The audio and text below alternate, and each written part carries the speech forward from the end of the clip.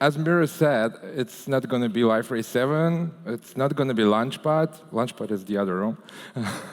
We're going to be talking about some stuff that you're probably dealing with right here, well, maybe not right here, but these days, which is Liferay 6.2. And if you followed the trends recently, you most likely heard of a term infrastructure as code, especially in all this DevOps kind of thing that's very, very popular. So that's what the approach I'm taking. And a disclaimer before we start. If you ever got on stage and have to do something, present something, make sure you don't depend on the internet connection. And the reason I'm telling you this is because I'm violating my own rule here. And there is literally millions of things that can go wrong. So let's see if that, in fact, is going to work. So infrastructure. What I'm going to be showing you today is I need to set up a Liferay cluster. And this is going to be 4 machines. One's going to be my database, 2 Liferay nodes, and a front end, whatever that is. So what I need to do, what you would need to do in this very, very simple scenario, you would need to, first of all, have a shared file storage. If you ever done any Liferay clustering, you know that you need to share files somewhere. So I need to install something like NFS in this particular case. And then I need, obviously, the clients. So then I need to install my database, which in my particular case is going to be MySQL. Then I need to install Java on the machines that I'm going to be running Liferay. Then I need to install and configure Liferay on the both machines. And finally, I need something that's going to act as a front end that's going to collect all the requests and proxies them to Liferay. So the question now I have to you is, how long typically takes to set up this? Yeah, says the guy who is probably using Puppet or yeah. OK, so that's where we're going, by the way. OK, let's see. Now, you can start betting if I can do it during the talk. Miro is going to collect the bets. I'm taking 20%. All right. OK, let me issue one magic comment here. And I'm also going to use, can you read this? All right, cool. So I'm just going to do this. And let's hope it's not going to fail. Now, what you see here, what I'm using, is a tool called Ansible. Who's familiar with Ansible? All right, quite a few people. Who's familiar with Chef? All right, Puppet? OK, I guess Puppet is the winner. Yeah, we can get into the discussion once against the other later on in the break. Now, the reason I'm using Ansible personally for me is because it does not need anything on a server side. Especially like with Chef and Puppet, you need this notion of a server part that is doing some stuff. Ansible is basically doing nothing, but needs nothing but Python on the server side, and it just SSH into it, and it does the magic. OK, so it's going to be running. I don't know how long it's going to take. And in the meantime, we're going to look into what it is to actually make it work. So this is my project in here. And what you see here is my Ansible configuration, which basically says where is my inventory, how many things I want to do at the same time, how long I'm going to wait for timeout, and a lot of other not interesting things. So what is an inventory? So an inventory is basically a file where you describe your infrastructure. Well, you can go dynamic inventories and things like that. For the purpose of that demo, we're going to keep it simple. It's just one file. And you can see here I have IP addresses, and there is a SSH key, so Ansible can actually log in there. And this kind of crazy brackets things here. So essentially what I'm doing here is I'm putting my servers into groups. I'm saying there's going to be an NFS server something, and this guy belongs to that group. There's going to be an NFS client. There's going to be a MySQL group, a Java group, Liferay group, and you can do whatever you want. Now, the reason we're doing that is because later on, we're going to tell Ansible, get that group and do something with the servers in it, right? And as you can see, a lot of the times, the IP addresses actually repeat. They belong to many groups. That's because, obviously, on the servers that we need Liferay, we also need Java and so forth. So now I have this inventory, and what I can do with it. I can create a file that describes the actions that need to be taken on particular servers.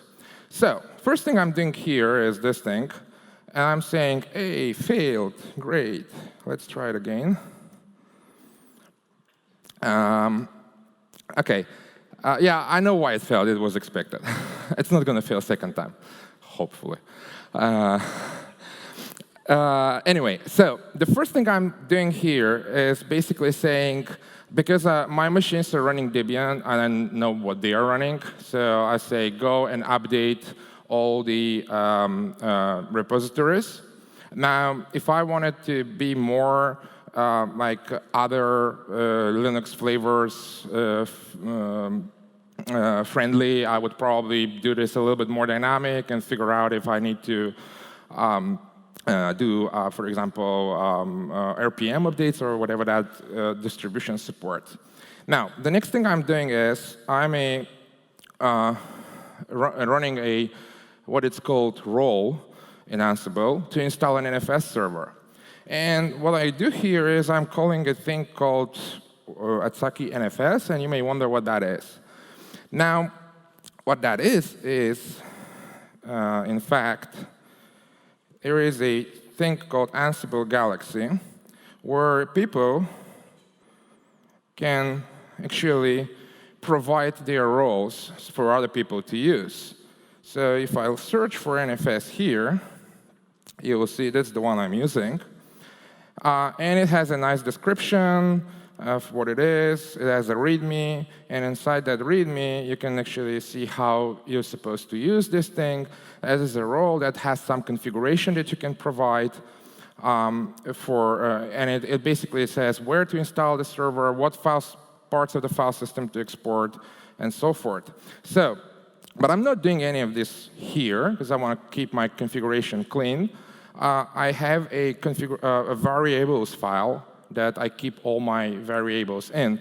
And if you can look into it, that is basically the NFS configuration. So what I'm saying here is, from the group NFS servers, get the first one. And that's going to be the one where I want you to install the NFS server. And also export these things and this thing.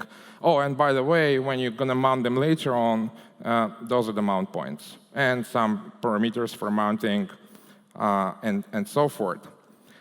So now, and that's it. I just told Ansible I want to have an NFS server on that particular machine.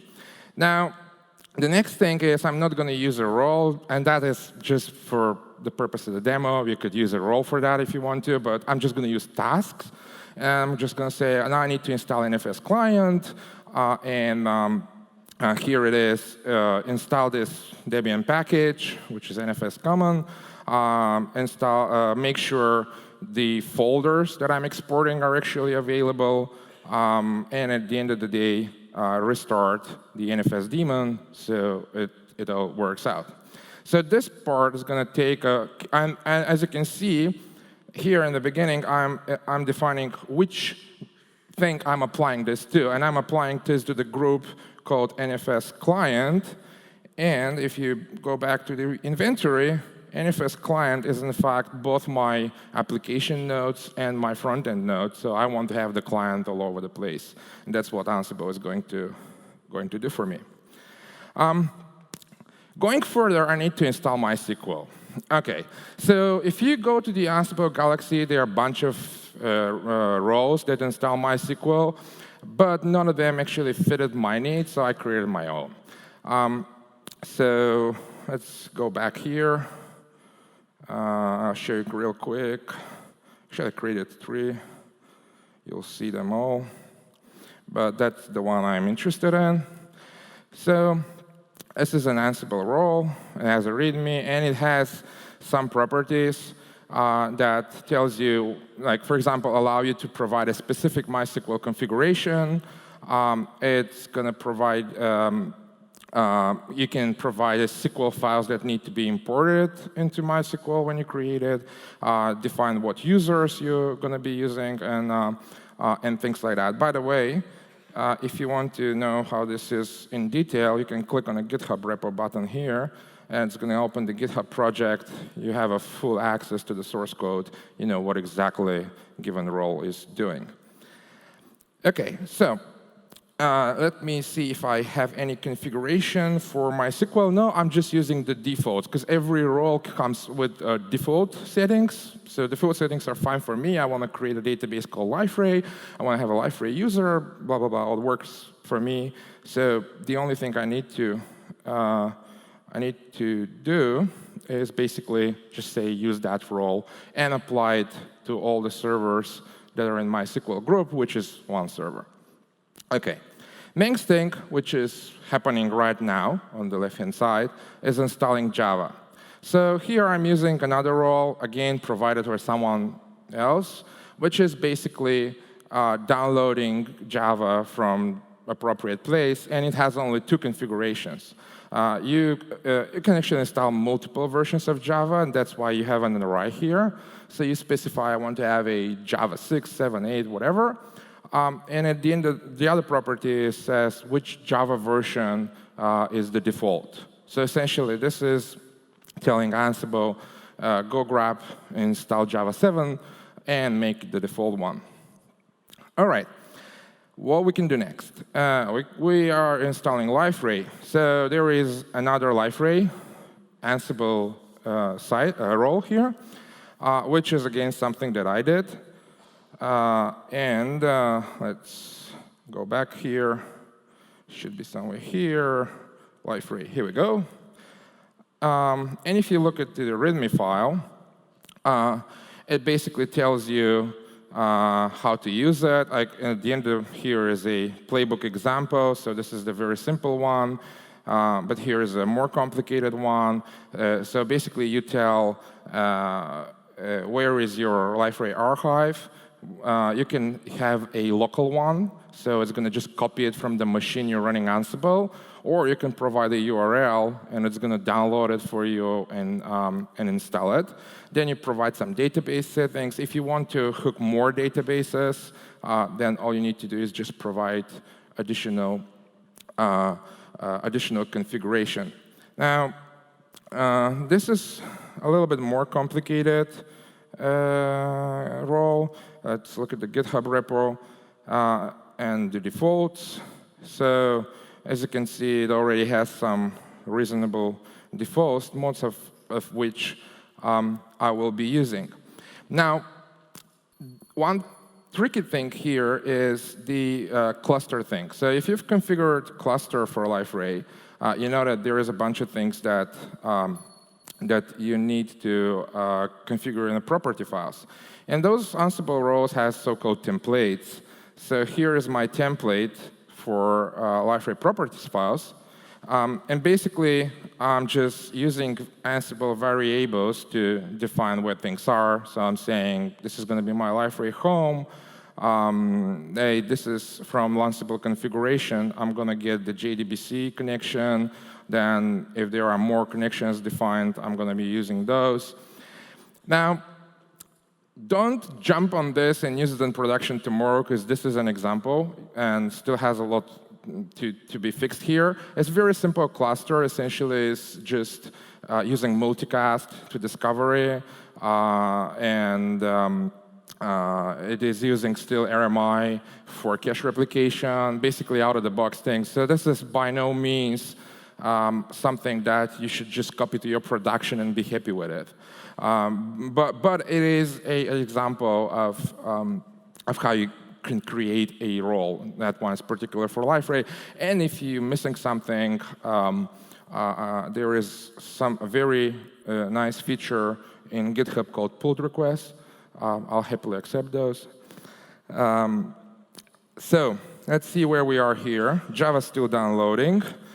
All right, so this is hopefully gonna install Liferay for us, and also now this is my configuration for it. So I'm just saying use my Liferay from my local machine. So essentially, it's gonna grab a zip file, put it there.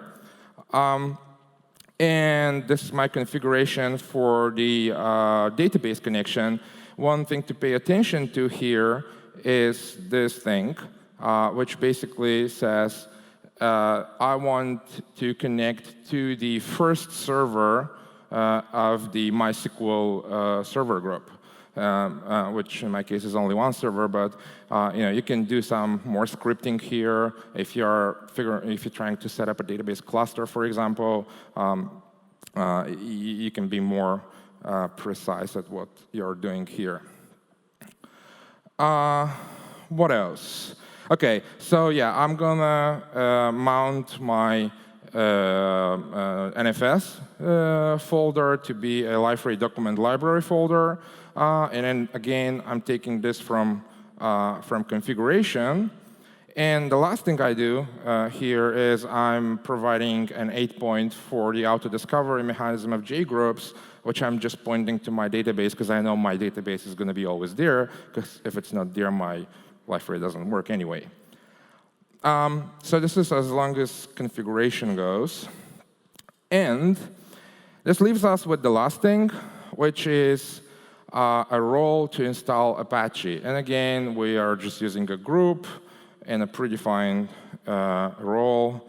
Let's have a look at that role in particular. No,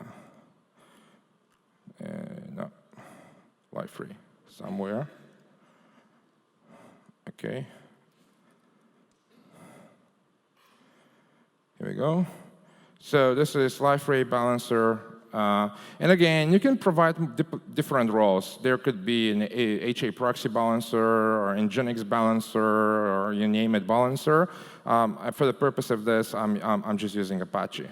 So again, this has some configuration, which I'm probably not using. I'm just using the default. But basically, you can configure a lot of things. You can say, like for example, here, what Apache modules you want to load. In this particular case, I'm going to be using proxy EJP. So that is going to use EJP as an internal protocol between the Apache and Liferay. But yeah, you can configure it to use pretty much anything else. You can configure the balancing method, whether that's going to be by number of requests or by traffic or whatever is supported by Apache. And things like that. Now, and also, important things here is, if I find it, because I'm kind of getting lost into this. OK, I'll show you in the code. Let me go back here and GitHub repo. So default main should be somewhere here. OK, where was it? Oh, sorry. Tasks, main.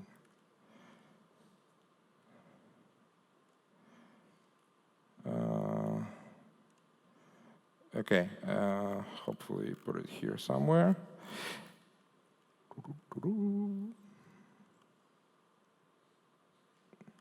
OK, never mind. It is documented somewhere. Anyway, what I wanted to say is that you can also, when you define your infrastructure here in your inventory, you can provide per Liferay instance. Oh, I know why it's not finding it, because it's in the other playbook.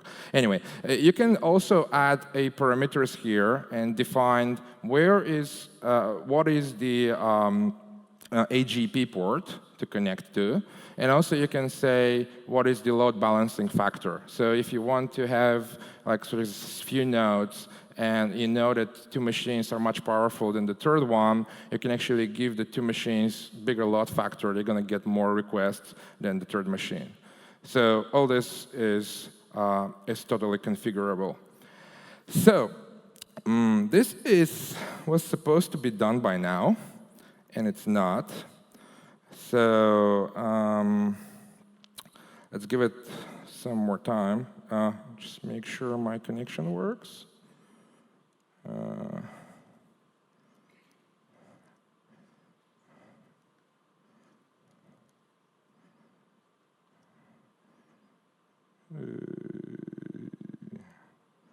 Hopefully it works. Yeah, right. Yeah, Flash is no-go on Mozilla anymore. OK, so as I told you, there are a bunch of things that can go wrong. I'll give it a few more minutes. Hopefully, it's going to start. If not, you're just going to trust me that it works. It just takes longer than the time that we have today. OK, but let's go to the next step then. So, but that was the thing about you have the infrastructure already. So you have the servers, you know their IP addresses, someone prepared those for you, you have operating system, you can log in with a user that do different things. Now, more and more people are shifting into more dynamic environments, and the question is how you handle those. Like if you go to Amazon, or if you go to Google Cloud, or something like this. So Ansible has some out-of-the-box features that allow you to create machines in AWS or some other cloud providers, and that is one thing you could use. I mean, with the amount of time and the network issues, I hardly be able to demo this for you today. But it's there in Ansible. But if you are using anything else, and that talk is not to tell you that you should be using Ansible, that this is the ultimate and best solution, and that's what you go. If you're using Puppet or Chef or whatever it is that you are using, and it works for you, then OK, then it's totally fine. The point is, you don't want to do this thing manually anymore. You don't want to log into machine, install, and so forth. You want to hit a button and get your infrastructure ready. And whatever is that makes that happen, that's the tool. The other thing is, which is the biggest kind of thing behind infrastructure as code, is that you have your infrastructure documented in some place, whether that's an Ansible role, whether that's a Puppet, Chef, whatever that is. There is a file that defines your infrastructure, that clearly states what's where, and you can use that at any time, hit a button, and get things up and running. Now, let me see if we are anywhere close. No, still downloading. So if Ansible or your tool is not providing you anything that allows you to dynamically deal with the infrastructure, say you're on Amazon or Google or something, there are also a bunch of tools like, let's see if I remember the URL. So there is a tool called Terraform, which you can look into. And Terraform is kind of one step before what we did. It basically allows you to define your servers. Say, I want to have a server that I want to have so much memory, blah, blah, blah, and I'm going to run this on Amazon. And then I'm going to have another server on Google computing engine, and then I'm going to have another one on DigitalOcean or whatever is your infrastructure. So you can use actually Terraform to define your structure from ground up. That's not open source, unfortunately, but there is another growing project, if I remember the name right, Apache Brooklyn, which is more or less doing the exact same thing. So you may want to investigate this one too. Apache Brooklyn is basically application management tool. So you can define your applications, put them there, tell them where to install, and so forth. And it also has a nice concept of, I forgot the exact term, but it's kind of listeners or monitors. So you can hook and monitor your application, and you know that it's gone away. You can execute scripts, and you can do a bunch of different things. And obviously, depends on what your needs are. You can put all those tools together and make them work for you the way that you want them to work. OK, this is not going to happen today, at least not now. And I only have 3 minutes left. So yeah, you're going to have to trust me. It works. But basically, the message is, as software developers, we are not compiling code and just dealing with the binaries later on. We still keep the source code, because we're going to change it one day eventually. It's the same thing with infrastructure. You want to know that someday someone logged into your server and did something, and you want to be able to recover from that.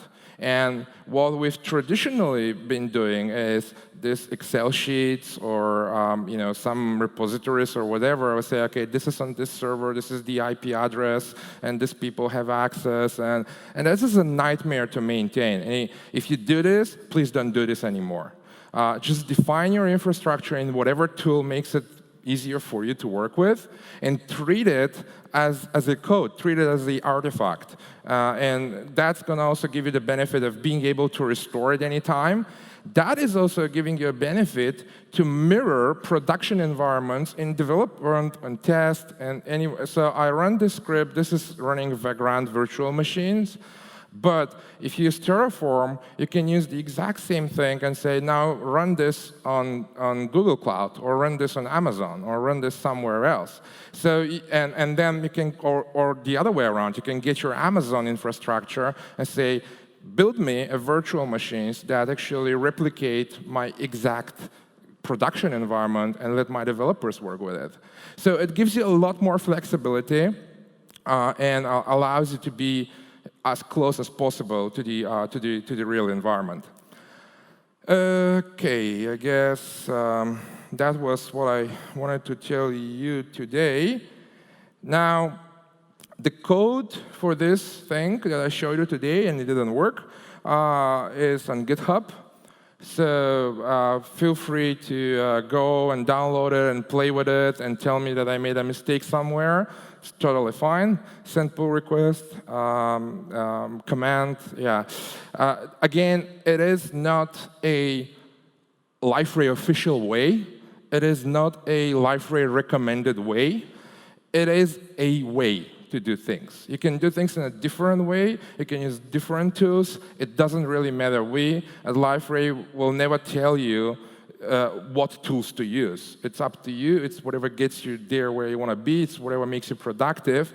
We are just trying to tell you, don't keep things in your head or in your Excel sheets, but actually make sure that your infrastructure is defined somewhere in a reusable way. OK, sorry that one didn't work, but I hope you got the idea. And that's it for me today. Thank you. So, I think thank you. We have time for one question. So, any questions? There was a question? No? Oh, there is one up there. Yeah.